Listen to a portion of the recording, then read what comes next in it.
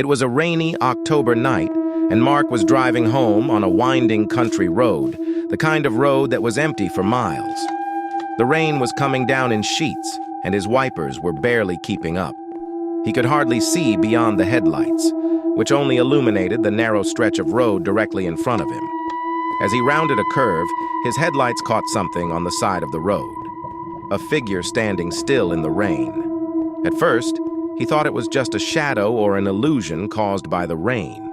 But as he drove closer, the figure didn't disappear.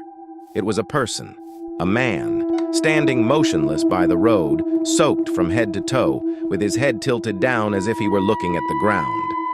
Mark's heart started pounding. He tried to keep his eyes forward, but something compelled him to slow down and look more closely.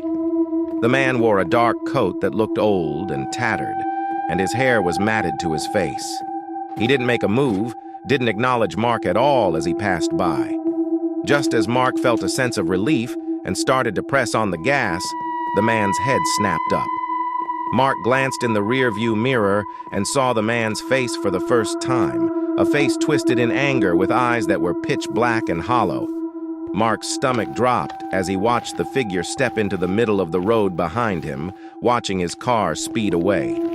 Mark shook his head, telling himself it was just his imagination, but a chill ran through him that he couldn't shake. He kept glancing in the rearview mirror, half expecting to see the man's haunting face again. Just as he started to feel safe, his car's engine sputtered and died, forcing him to pull over to the side of the road. He cursed under his breath and tried the ignition again, but it was useless. The engine wouldn't start. Suddenly, a loud thud came from the back of the car, followed by another. His heart pounding, he looked out his window and saw nothing. But when he turned back to the rearview mirror, he felt his breath catch in his throat. There, standing just a few feet behind his car, was the man from the roadside. Mark's mind raced and panic set in as he fumbled for his phone. Just as he was about to dial 911, the man started to walk, slowly but deliberately, toward the driver's side of the car. Mark's hands trembled and his eyes darted around, looking for a way out. He could see the figure's cold, wet face, eyes fixated on him, as if he were the only thing in the world. As the man reached the driver's window, he leaned in close, his face just inches from the glass. Mark tried to scream, but no sound escaped his mouth. The man's lips twisted into a grin that sent ice through Mark's veins. Slowly, the man raised a hand, his fingers unnaturally long and thin, and tapped on the window. The sound was light, almost delicate, but it felt like a hammer to Mark's chest.